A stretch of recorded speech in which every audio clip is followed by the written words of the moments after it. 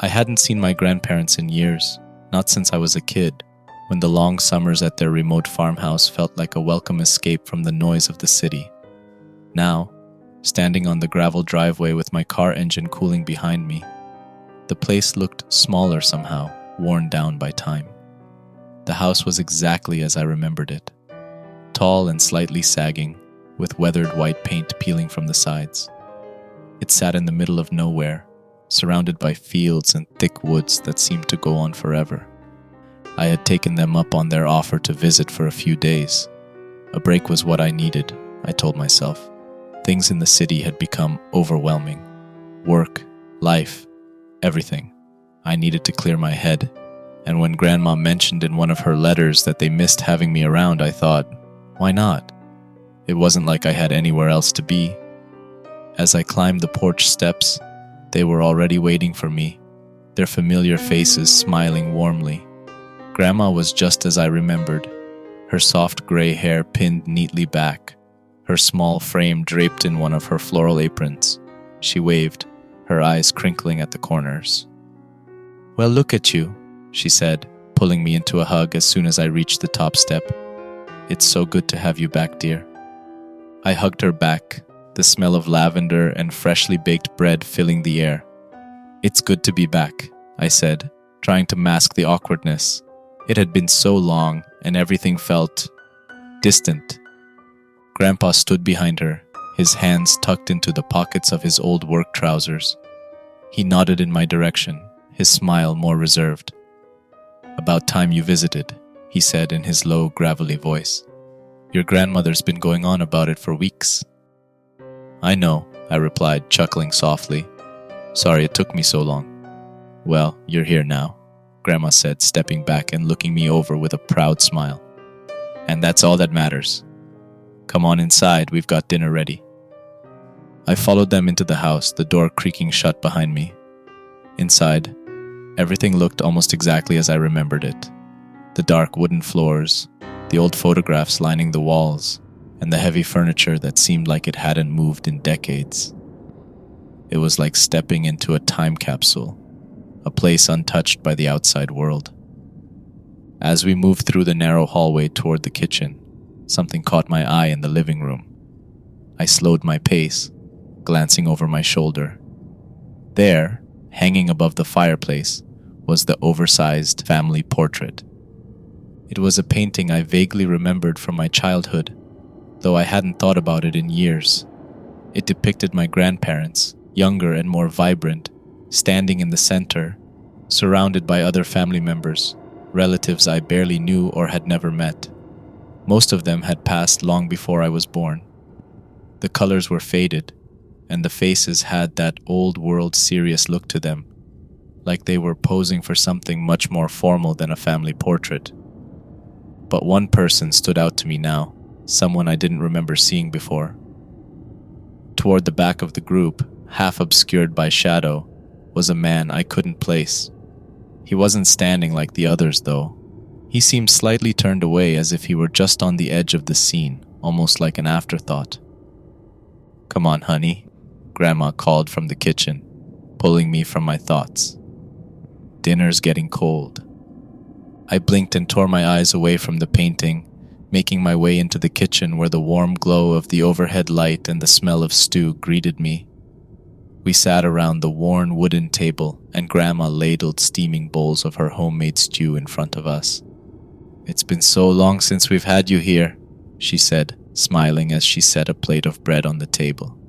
"I hope you're hungry." I nodded, though the strange feeling from the painting still clung to me. "Yeah, I am. Thanks, Grandma. This smells great." We ate in relative silence, the familiar sounds of clinking spoons and soft conversation filling the room. They asked me how life had been in the city, how work was going, and I gave them the usual vague answers.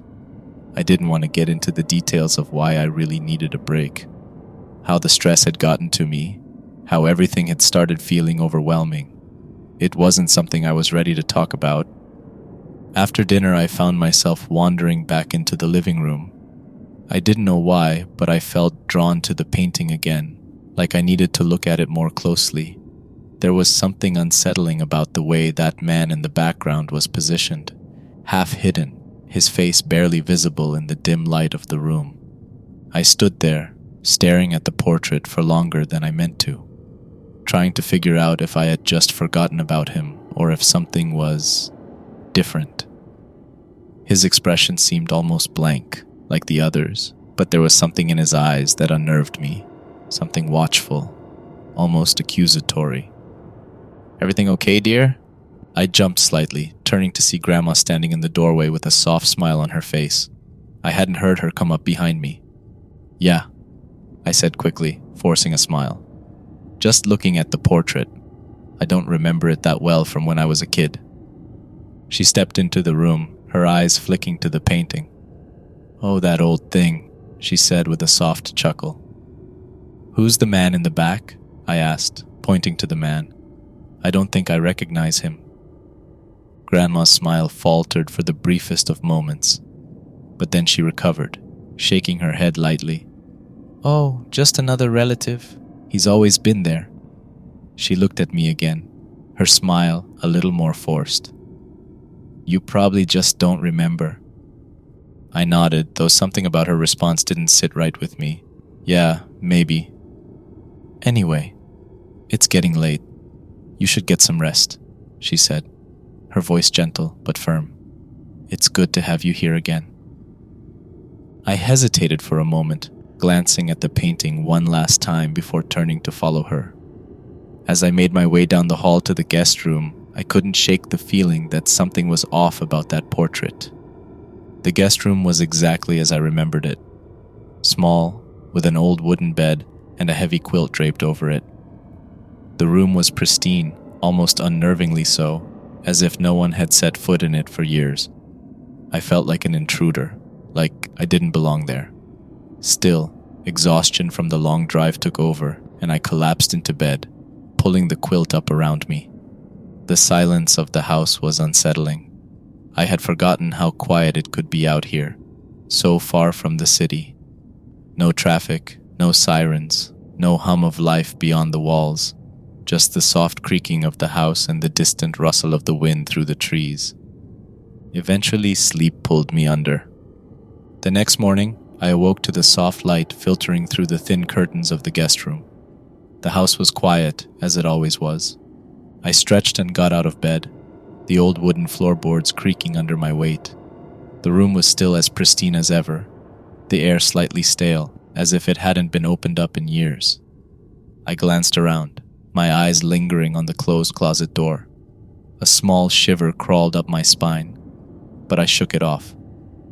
Breakfast was simple: toast, eggs, and coffee. Grandma was already up, bustling around the kitchen with her usual energy, while Grandpa sat quietly at the table, flipping through an old newspaper. They seemed as peaceful as ever. I joined them. "How did you sleep, dear?" Grandma asked, setting a plate in front of me. "Fine, thanks," I replied. "The house is quiet." Grandma smiled. "That's the charm of the country. You get used to it." We ate in relative silence, the ticking of the kitchen clock the only sound. Grandpa glanced at me over the rim of his coffee mug, his expression unreadable. After breakfast, I wandered through the house, reacquainting myself with its layout, its old furniture, and the relics of a simpler time. I walked through the narrow hallway that led back into the living room, my steps slowing as I approached the large family portrait above the fireplace. The man in the back, he'd moved. I froze in place, my heart skipping a beat as I stared at the painting. I was sure of it. The unknown figure, the man I didn't recognize, had definitely shifted. He was no longer half obscured in the background. He had moved closer to the foreground, his shadowy face now clearer. His eyes, dark, almost black, seemed to stare directly at me. For a long moment I couldn't move. I just stood there, staring back at him, trying to make sense of what I was seeing. Had I imagined it? I took a step closer, squinting at the portrait. The rest of the people, the ones I recognized as my grandparents and long-dead relatives, hadn't changed.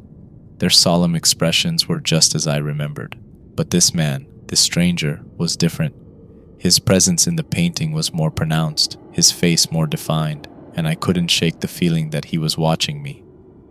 I backed away, my pulse quickening. I turned to leave the room, but my gaze kept flicking back to the portrait. Something about it was wrong, and the longer I looked, the more I felt the weight of the man's eyes following me. I found Grandma in the kitchen, humming softly as she wiped down the counter. "Why don't you go help your grandfather outside? He could use an extra pair of hands." I hesitated, glancing back toward the living room. "Yeah, sure." I stepped outside, the fresh air a welcome relief from the oppressive stillness of the house. Grandpa was already in the yard, mending an old fence. He worked quietly, his movements slow and deliberate, as though he were trying to keep himself busy. I joined him, picking up a hammer and some nails, though my mind was still on the portrait. The man in the painting, his face wouldn't leave my thoughts. The way he had moved closer, the way his eyes seemed to fixate on me. It wasn't my imagination. I was sure of it. For the rest of the day, I helped Grandpa with odd chores around the property, but the feeling of being watched never left me. That night, I lay in bed, staring up at the ceiling once again. The silence of the farmhouse had taken on a different tone, one that felt less peaceful and more expectant, like the house was waiting for something. I rolled over, my eyes drawn to the closet door at the far end of the room. It was closed, as it had been the night before, but now it seemed different. Ominous, somehow. I tried to ignore it, but a small part of me kept waiting for it to creak open on its own. The minutes dragged by, and just as I started to drift off to sleep, I heard footsteps. Soft at first, barely a whisper of sound, but unmistakable. Slow, deliberate pacing, just outside my bedroom door. The footsteps continued, moving back and forth, as if someone was walking up and down the hall. I held my breath, straining my ears to listen. The sound was so faint, but it was there. Someone was pacing right outside my door. I thought maybe it's just one of my grandparents checking in on me. They continued, soft but persistent, the sound growing louder the more I focused on it. My eyes flicked toward the door, half expecting to see the handle turn, to see the door slowly creak open. Finally, I couldn't take it anymore. With shaky hands, I threw back the blankets and got out of bed, my feet cold against the wooden floor. My heart was racing, but I forced myself to walk toward the door. The footsteps stopped. I stood there for a moment, staring at the door, listening to the silence that had suddenly filled the house. My hand hovered over the doorknob, trembling slightly. I turned the knob and yanked the door open. The hallway was empty. No one. Just the dim light from the window at the end of the hall, casting long shadows on the floor. My heart pounded in my ears as I stepped out into the hallway, glancing both ways. Everything was still. Nothing moved. The air was thick with an unnatural quiet, as if the house itself had been holding its breath. I backed into the room, my pulse racing, and closed the door quickly behind me. My hands were shaking as I leaned against the door, trying to catch my breath. The footsteps didn't return that night, but the unease stayed with me, growing heavier with each passing moment. The following morning, I woke up with a heaviness in my chest. The previous night's event clung to me like a fog I couldn't shake, and as much as I tried to tell myself it was just my imagination, deep down I knew better. I got dressed and headed into the kitchen, hoping that a simple morning routine might help shake the lingering dread. Grandma was already bustling around the stove, humming softly to herself. The smell of coffee filled the air, and for a brief moment, the farmhouse felt warm and familiar again. "Good morning, dear." Grandma greeted me with a smile as I sat down at the kitchen table. "How did you sleep?" "Fine," I lied, taking a sip of the hot coffee she set in front of me. She smiled, but there was something guarded in her eyes, like she knew more than she was letting on. The day passed uneventfully. I spent most of it outside, helping Grandpa with small chores.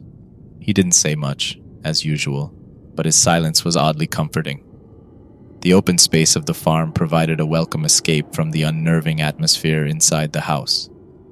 As evening approached, the familiar tension began to settle over me once again.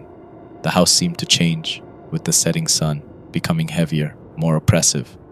The air inside felt thick, charged with something I couldn't quite name. Dinner that night was quiet, too quiet. I noticed that an extra place at the table had been set. An empty chair, a plate and silverware, perfectly arranged for someone who wasn't there. I stared at the empty chair, the hairs on the back of my neck standing on end. "Grandma," I said slowly, "why did you set an extra place at the table?" She looked up at me, her expression perfectly calm, but there was a flicker of something in her eyes. "Oh, it's just an old habit," she said lightly, as though it was nothing. "Even when no one's here?" I pressed, my voice wavering slightly. She smiled again, that same tight smile that never quite reached her eyes. "Don't worry about it." I didn't know what else to say. I glanced at Grandpa, but he didn't look up from his plate. The silence in the room was suffocating, like a thick blanket draped over everything, making it hard to breathe. After dinner, I found myself drawn back to the guest room. I was tired, but more than that, I was unsettled. The weight of the house, the eerie stillness, the way my grandparents seemed to dodge every question, it was all becoming too much.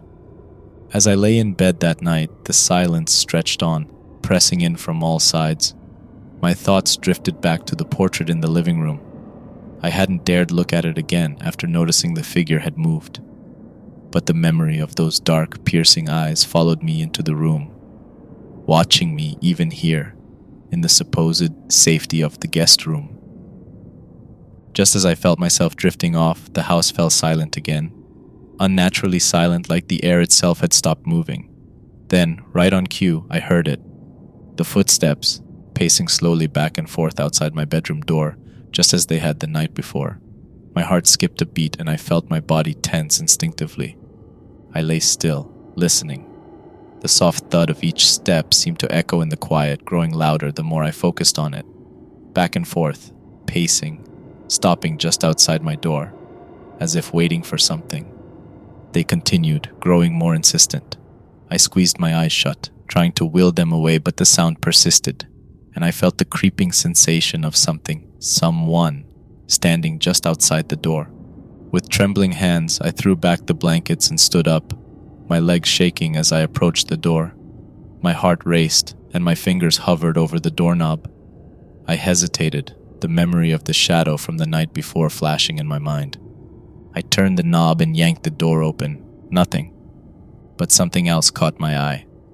The door to the closet in the guest room, it was slightly ajar. I swallowed hard, my heart skipping a beat as I slowly backed into the room. I hadn't opened the closet. I knew that for certain. It had been closed when I went to bed. Then I started hearing whispers, faint, almost inaudible, coming from the closet. A soft, unintelligible murmur, like someone talking just out of earshot. I stared at the closet door, my hands shaking. The whispers grew louder, clearer, but I still couldn't make out the words. They were too muffled, too distant, like they were beckoning me closer. My breath caught in my throat. I didn't dare move, didn't dare approach the door. The whispers seemed to press in from all sides, filling the room with their eerie, disembodied voices. Then, just as quickly as they had started, the whispers stopped. The house fell silent once again, leaving me standing in the dark, trembling, staring at the half-open closet door. I eventually mustered the courage to approach the closet and closed the door. The next morning, I confronted my grandparents. "Did either of you hear anything last night?" I asked cautiously as we sat around the breakfast table. "Footsteps or voices?" Grandma and Grandpa exchanged a quick glance, their expressions carefully neutral. "Old houses make noises, dear," Grandma said, her tone light. "You're probably just not used to the quiet." "No," I insisted, my voice tightening. "I know what I heard. Someone was pacing outside my door and the closet." "It's nothing to worry about," Grandpa cut in, his voice firm and unyielding. He glanced at me from across the table, his expression unreadable. "Just keep your door closed at night." The tension in the room was thick, and I knew I wasn't going to get any more answers from them. Whatever was happening in this house, they weren't going to talk about it. But I wasn't imagining things. I knew that now. Something was happening. And it wasn't just in my head. The rest of the day passed in a blur of mundane tasks. I went through the motions, helping Grandpa with jobs around the property, listening to Grandma talk about the weather, the garden, anything except the house and what was happening inside it. But even when I was outside, the air didn't feel fresh. It felt stifling, as though the weight of the house clung to me, pulling me back, refusing to let me escape its gaze. By the time evening came around, I was exhausted, physically and mentally. Dinner that night was as quiet as ever. The clinking of silverware was the only sound as we ate in near silence. But then, as I looked around the table, I noticed it again, the extra place setting. The chair had been pulled out slightly, more than it had been the previous night. The plate was aligned perfectly with the empty seat, the silverware positioned neatly beside it. My heart raced as I stared at the empty chair, the faintest hint of movement catching my eye. It was almost imperceptible, but the chair had shifted just slightly, as though someone or something was sitting down. I blinked, trying to convince myself that I hadn't seen it, but then the chair moved again. It wasn't dramatic. It didn't slide across the floor or jerk violently, but it shifted. Slowly, deliberately, as though an invisible presence was adjusting itself, making itself comfortable at the table. My throat tightened, and I glanced at Grandma and Grandpa, expecting them to notice. But they didn't react. They kept eating, completely oblivious to the chair's subtle movement. "Grandma," I said, my voice barely above a whisper. "The chair, it moved." She looked up at me, her expression calm and serene. "Oh dear, it's just an old chair." But her words didn't reassure me. There was something about the way she said it, the casual dismissal, the way her eyes didn't quite meet mine, that sent a chill down my spine. I wanted to say more, why they pretended nothing was wrong, but the words caught in my throat. Instead, I nodded weakly and focused on my plate, pretending that everything was fine. But my eyes kept drifting back to the chair, watching for any further movement. The rest of the dinner dragged on in an agonizing silence. I barely touched my food, my appetite completely gone. Every now and then, I thought I heard a faint noise, like the scrape of silverware against a plate, but it wasn't coming from me or my grandparents. It was coming from the empty seat. After dinner, I couldn't stay in the dining room any longer. I excused myself and retreated to the guest room, my mind racing. I paced the room, glancing nervously at the closet door that had been slightly ajar the night before. It was closed now, but the unease lingered.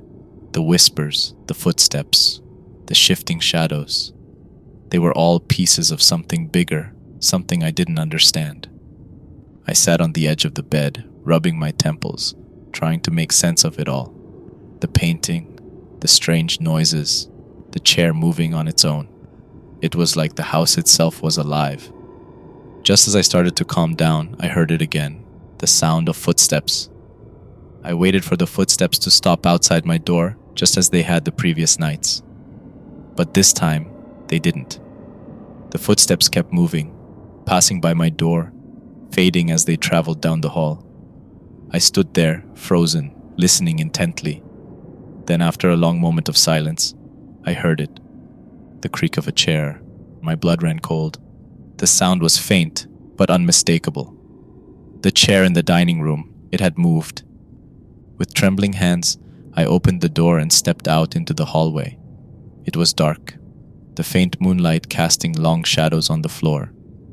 My feet were silent against the wooden boards as I made my way toward the dining room. As I approached, the air grew colder. The faint sound of silverware scraping against a plate reached my ears, sending a chill down my spine. I stopped at the entrance to the dining room, my heart pounding in my chest. I didn't want to look. I didn't want to see what was waiting for me at the table. But I forced myself to step into the room. The chair, the one that had been set for the uninvited guest, was pulled out completely now, aligned perfectly with the table. But no one was there. Slowly, cautiously, I approached the table, my heart in my throat.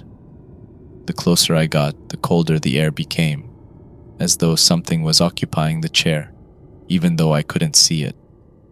My hand shook as I reached out to touch the chair, and the moment my fingers brushed the wood, I felt it. A breath, soft and cold, whispering against the back of my neck. I recoiled, stumbling back from the table, my pulse racing. I turned around quickly, expecting to see someone standing behind me, but the room was empty. Empty, except for the faint sound of a low, breathy sigh. Too close, too real. I backed out of the room, my heart hammering in my chest, and hurried back down the hallway to the guest room. I closed the door behind me and leaned against it, trying to catch my breath. I was losing it. That's what I told myself. I was tired, stressed, and my mind was playing tricks on me. But deep down, I knew that wasn't true. Something was in this house. Something that wasn't supposed to be here. The next morning, I couldn't take it anymore. I confronted my grandparents at breakfast. "Why do you set that extra place every night?" I asked, my voice tight with frustration. "Why do you pretend nothing's wrong?" They exchanged a glance, their faces carefully neutral, but the tension in the room was palpable. "It's just the way things are, dear," Grandma said quietly. "We've always done it. Don't worry about it." "But I am worried," I insisted. "The chair, it's moving. I hear footsteps at night. There's something here, something you're not telling me." Grandpa finally looked up from his plate, his eyes dark and unreadable. "Some things are best left alone," he said in a low, gravelly voice. "You don't need to understand everything." I opened my mouth to argue, but the words died in my throat. The look in his eyes was enough to silence me. There was a warning there, a quiet threat that told me I was getting too close to something I wasn't meant to know. I pushed my plate away and stood up from the table. I couldn't sit there any longer, pretending that everything was normal. The house was wrong, the painting was wrong, and my grandparents were hiding something that was growing more dangerous with each passing night. The unease that had been simmering beneath the surface all week was now a full-blown, suffocating dread. After breakfast, I couldn't stand being inside the house any longer. The air felt thick, like it was closing in around me. I needed to clear my head, to escape the oppressive feeling that something unseen was lurking in every corner, watching my every move. I spent most of the day outside wandering the property, but no matter how far I walked, I couldn't shake the feeling that the house was pulling me back, like an invisible thread was tugging at my chest, reminding me that I couldn't escape for long. Eventually, I returned to the farmhouse, unable to stay away, even though every fiber of my being screamed at me to leave.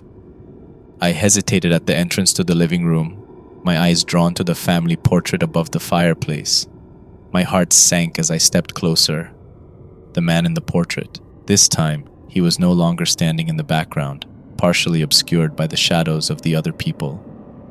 Now he was at the very front, his face clear and sharp, his eyes fixed directly on me. His expression had changed, too. There was something cruel in the way his lips curled, something dark and malicious in the way he seemed to be staring straight into my soul. The other people in the painting, my grandparents, their long-dead relatives, had faded even further into the background, their faces barely visible now. It was as though the man had claimed the entire portrait for himself. I swallowed hard, my pulse quickening. I backed away from the painting, my thoughts racing. It wasn't possible, but I couldn't deny what I was seeing. The man in the portrait was watching me, and he was getting closer.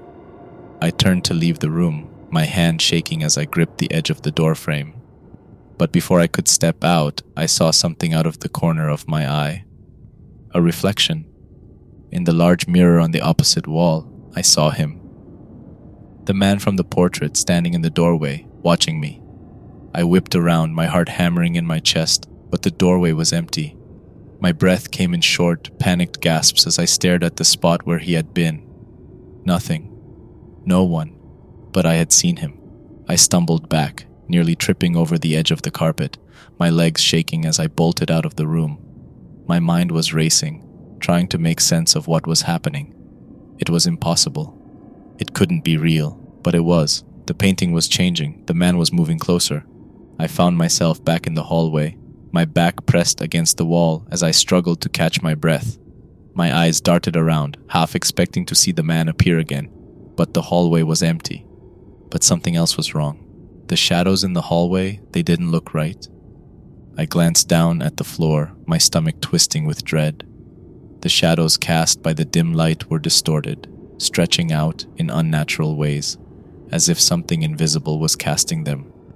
The shadow closest to me, the one near the guest room door, was too long, too large. And then I realized it wasn't my shadow. My breath caught in my throat as I backed away, the hair on the back of my neck standing on end. The shadow stayed where it was, unmoving, as though the figure casting it was standing just behind me, out of sight.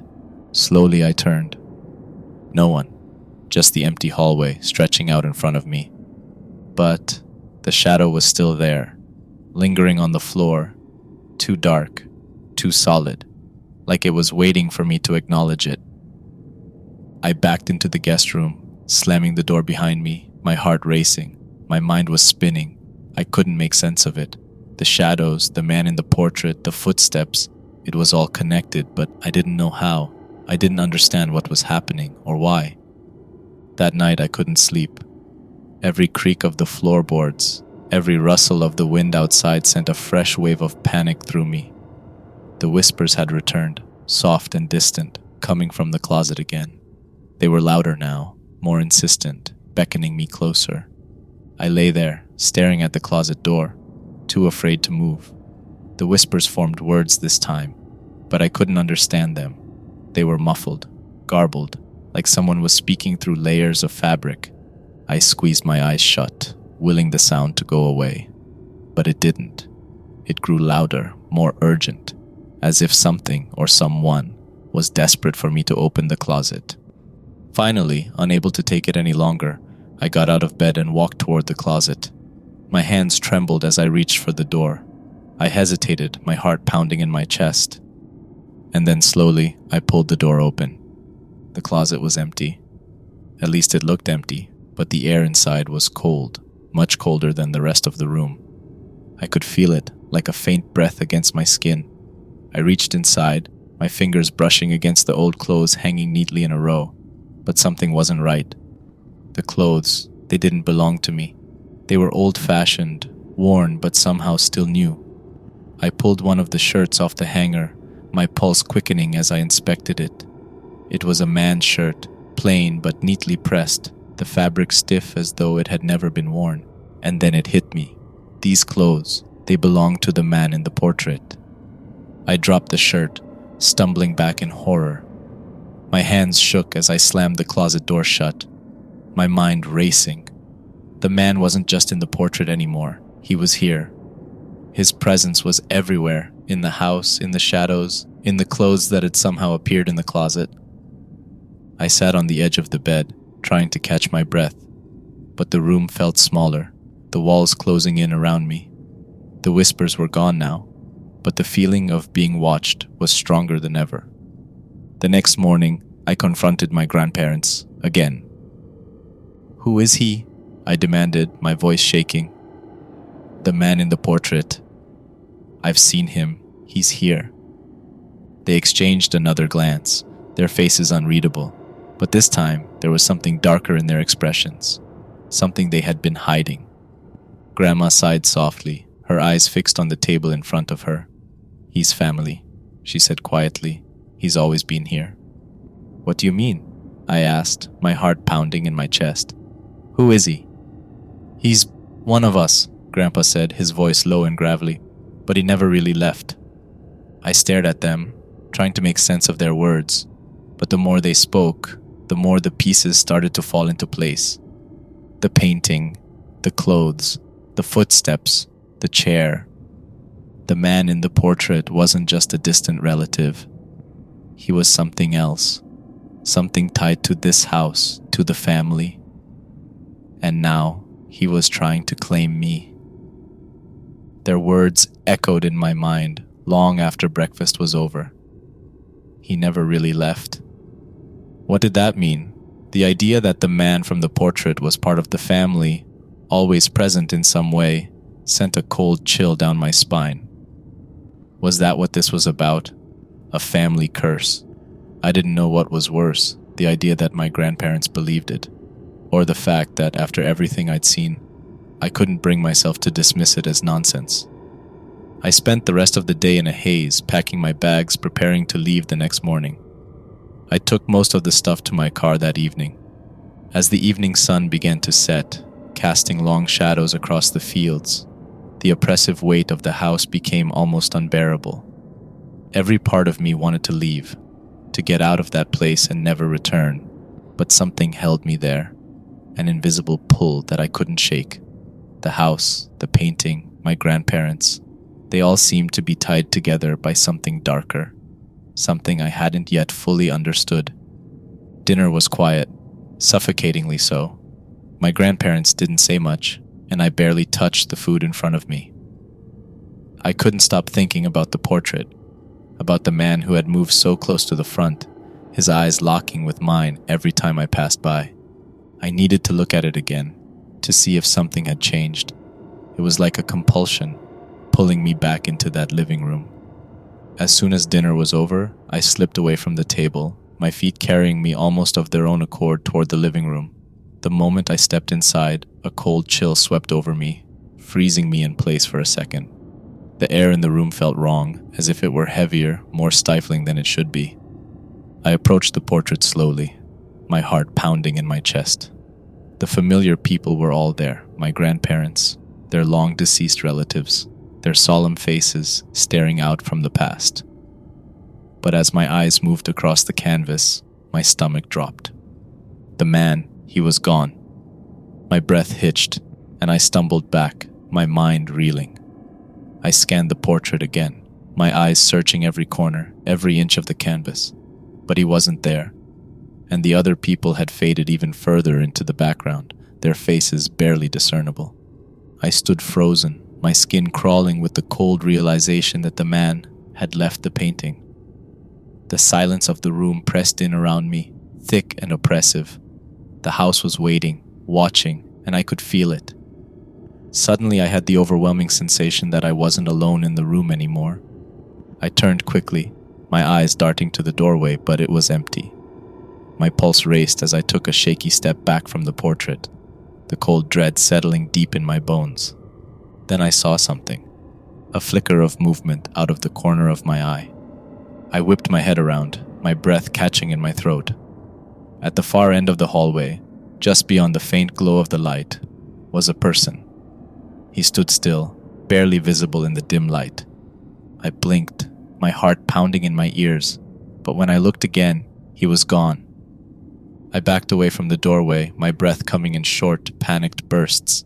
The house felt alive now, the walls closing in around me. I had to get out, I had to leave. But as I turned toward the hallway again, I saw him once more. This time he was closer, standing just a few feet away, his dark eyes fixed on me. My body locked up in terror, and I stumbled back, unable to tear my eyes away from him.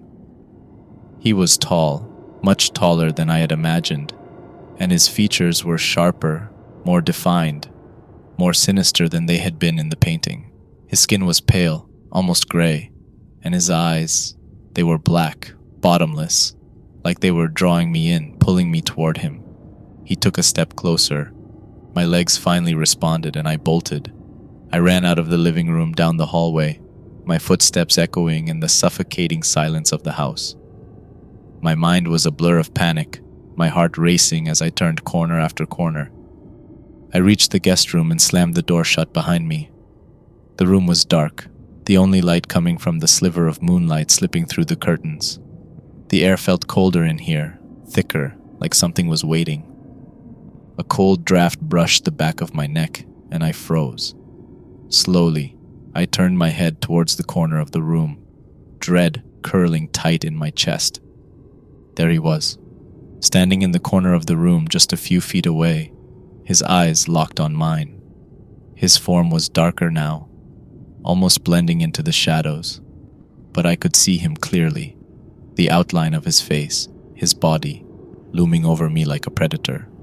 The room seemed to warp around him, the walls shifting and bending as if they were being pulled toward him.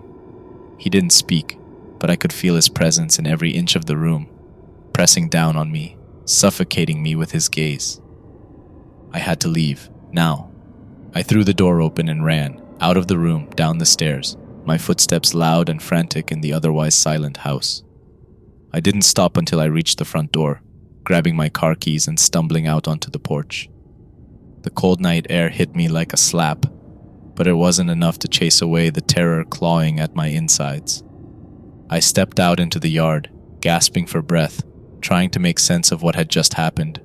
But the house, it loomed behind me, dark and silent. I turned to leave, my body trembling with fear.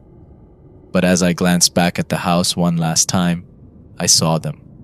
My grandparents.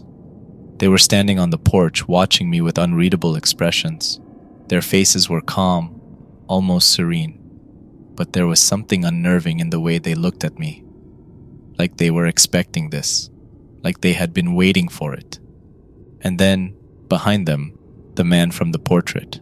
He stood tall, his dark eyes gleaming in the moonlight.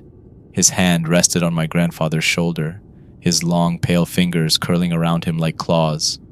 They didn't speak, they didn't move, they just watched.